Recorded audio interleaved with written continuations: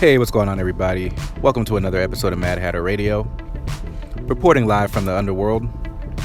This go around, I do want to talk about the story that keeps on giving. Unfortunately, it is the story of Anthony Bourdain, Asia Argento, and the Me Too movement. In a recent interview with Daily Mail TV, which was published on Monday, she had a very emotional sit-down with this news outlet. In that news outlet, they discuss obviously the death of Anthony Bourdain, where he took his life.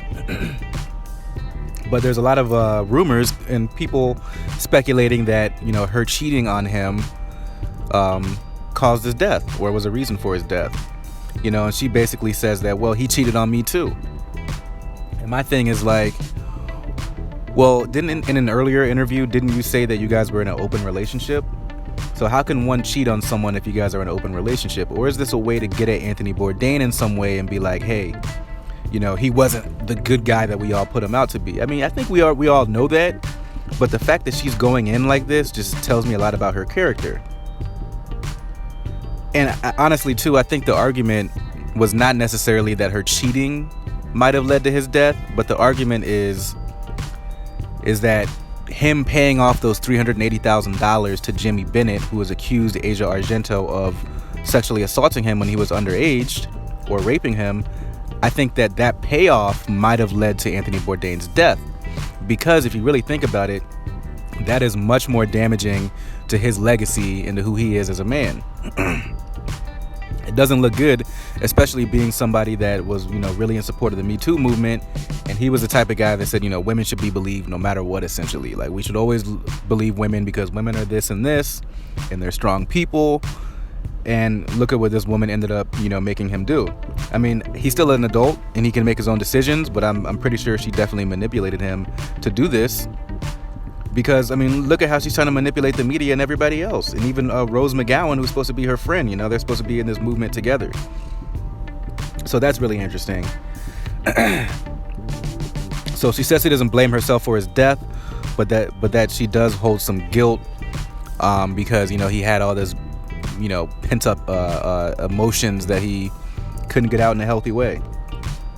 Let's see what else she says. So she also goes in to say that she had a lot of anger toward him at first for abandoning her kids. Again, this is what she said. She said she had anger toward him for quote, abandoning my kids, end of quote. Anthony Bourdain has his own daughter as well, 11-year-old Ariane, I believe is how her name is pronounced. But one of the first things that went through her mind was the anger for abandoning her kids. What about her taking care of her own kids? Unless in her mind, that's what she saw Anthony Bourdain as, was basically a check for her kids. Which again, this is not making her look good. She's talking about all the anger that she had. Well, I thought you were really sad, but now you're really angry at him. I don't know. Again, this just really feels like her putting so much of the onus on Anthony Bourdain in this situation to take some of the onus off of her.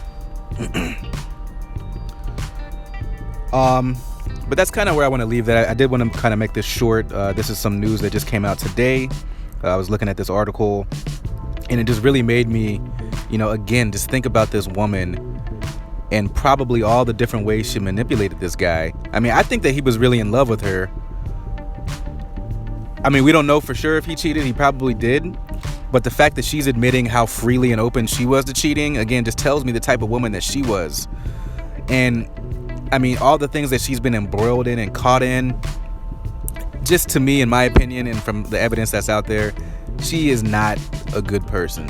I really just don't feel that she's a good person.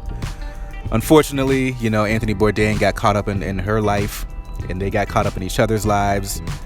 And the one of the things I will say too, I have noticed before I end this video, I have noticed a lot, as a man coming of age, hanging around my friends, and we're talking about a lot of situations, especially with women.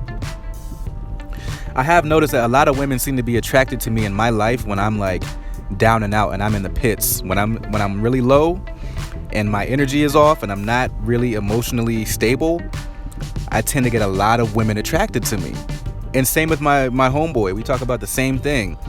So I wonder if all these demons, and kind of the bad boy attitude that Anthony Bourdain had was what attracted this woman.